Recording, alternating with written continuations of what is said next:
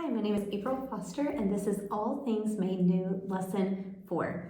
All right, so we start class usually with a word of prayer, then memory work, and sometimes Bible facts. Then we go straight into the lesson, and in the lesson this week, there are 3 sections. The first being Noah and his sins. So if there's any review you want to do from last week, and this is the visual we have to do with that. We talk about him planting the vineyard and sinning. Then we have the tower project, and you're welcome to print these bigger if you would like. And then last we have Abraham, and with Abraham we talk about him having the 3 promises, and then also his mistake with Sarah. All right, so it's a lot in the lesson, but not a whole lot of visuals, but we do have quite a few activities this week, so let's dive into those. Okay, the first activity we have is just a general timeline activity. So for those older students in levels 3 and 4, they're printed and they're designed for the student just to be able to cut them apart in strips and then glue them in order on a piece of construction paper. This shouldn't take long, maybe 5 minutes, but it kind of gives them that timeline again in their brain.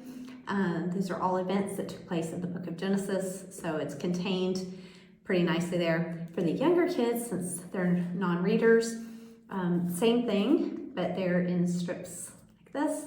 And usually for the littles, like in level 1, I'll have them go ahead and cut them apart, and then they're gonna put them in line in a row down a strip of construction paper.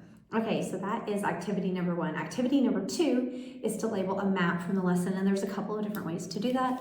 One would be to print it on cardstock and then laminate it, and you can then use a dry erase marker and let the kids draw it on there, either as a class or individually, and then erase it and use it again on Wednesday night. Or if you want to, you can print it off, and so there's a copy of each, one with it labeled already, and then one with it unlabeled, so that you can do whatever you would like to with it. Also helps them with the spelling of the words. And for the littles, you might even just have them point with a pointer, or get a little Abraham figure and move it around on the map, as he moved from Haran and Shechem and then on to Egypt. All right, the third activity is the promises worksheet. So this is super simple and easy to do as a teacher. You could let this take as little or as long as you want. It's just a big number 3 in 3 sections. And so that in this top section, they would draw a representation of the first promise to Abraham, which would be the land promise. So a pretty land up here in this top section, and then a nation. So they might draw some people's faces. And then last is the promise of Jesus. And so they might draw something to that effect.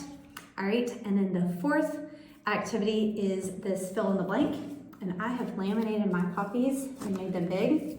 So you have the different sections of the lesson in different colors, and then you have these little words you've cut apart, and so usually we'll just lay these out in the center of the table, and we'll cover one section at a time, and we'll just take turns letting the kids fill in the blank. So it says, after the flood, Noah decided to plant a, and then they would look for the word vineyard and work on that. Or if you want to, you can divide them up in teams and let them each work on their own paragraph to fill in, and then they can present that paragraph to the rest of the class when they're finished.